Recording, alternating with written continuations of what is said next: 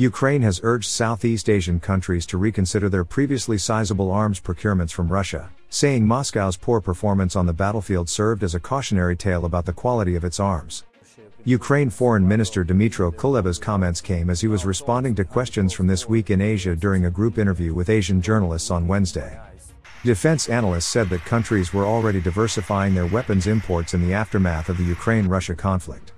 Russia is the world's second largest arms exporter after the US, but in Southeast Asia, Moscow is tops. In his remarks, Kuleba said the onus was on regional governments to avoid these imports on moral and practical grounds.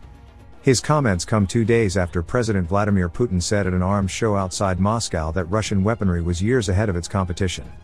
Those who consider buying Russian weapons should first learn from the experience of Ukraine's experience in destroying these weapons in big numbers, Kuleba said during the Zoom interview. You don't want to spend hundreds of millions, if not billions, on something that looks very good in an exhibition, but does not survive on the battlefield, he said. Kuleba said according to our information, Russia is experiencing shortages of advanced, precise and state-of-the-art weapons but of plenty of old stuff from the Soviet Union era. Despite all of their bravado, I don't think they will be ready to sell as much as they would, like, in the previous years, said Kuleba. Between 2000 and 2021, Russia's arms exports to Southeast Asia totaled $10.87 billion, while the United States shipped $8.4 billion. China, by comparison, provided $2.9 billion. Russia's most important defense customers in Southeast Asia are Vietnam, Myanmar, Malaysia, and Indonesia. Kuleba also urged Southeast Asian countries to be aware of Moscow embellishing any sales deals, claiming that if one missile was sold, Russian propaganda will present it as though 100 were sold. There is also a moral argument for Southeast Asian countries not to buy Russian weapons as they are from a country that uses the same weapons to kill, torture, rape, destroy and conquer in another part of the world, said Kuleba referring to Russia's alleged atrocities in Ukraine. Zachary Abuza, professor of Southeast Asian Studies at the Washington-based National War College, said it was unlikely Russia would be selling many weapons to the region. It is hard to imagine that Russia, which has suffered devastating losses and is in dire need to recapitalize their own forces, under international sanctions that limit their access to precision milling equipment, semiconductors and other vital inputs, is going to prioritize selling weapons to second and third-tier client states, said Abuza. Ian Story, senior fellow at the Singapore-based Aziz Yusof Ishaq Institute, said the conflict would also affect the supply of weapons systems and spare parts to countries that have bought Russian-made items in 3 ways. First, export controls imposed by many Western and some Asian countries will make it harder for Russian defense companies to import high-technology components which Russia does not manufacture itself.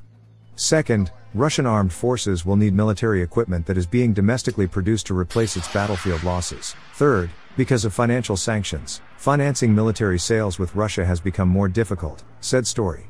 In Southeast Asia, Vietnam is the most impacted country because 80% of its military equipment is Russian-made, Story noted.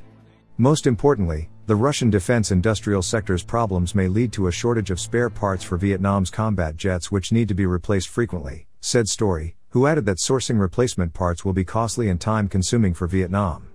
In his remarks, Kuleba also warned that Russia was trying to gain a foothold into the region's security environment by deepening ties with Myanmar, and this carried regional security risks.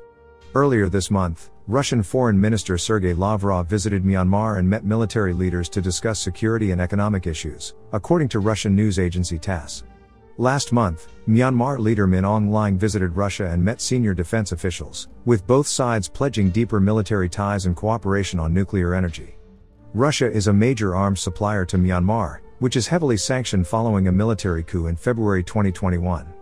I am pretty certain Russia is reaching out to Myanmar not only because of the prospect of bilateral ties, but because Russia wants to put its foot into the regional security environment and use Myanmar as a leverage, also in their relations with India and other neighboring countries, said Kuleba. In the end, the presence of Russia next to you will be your problem and your national security risk, said Kuleba.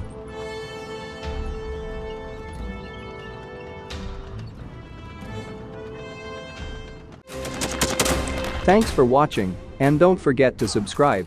Also, if you want to support Warthog Defense, please become our member and get early access to new videos, exclusive members-only videos, and become administrator in comment section. The membership link is in the description. Every day. We had a guy last week gets 6 rescues in 6 days. You know, he's doing the job every day.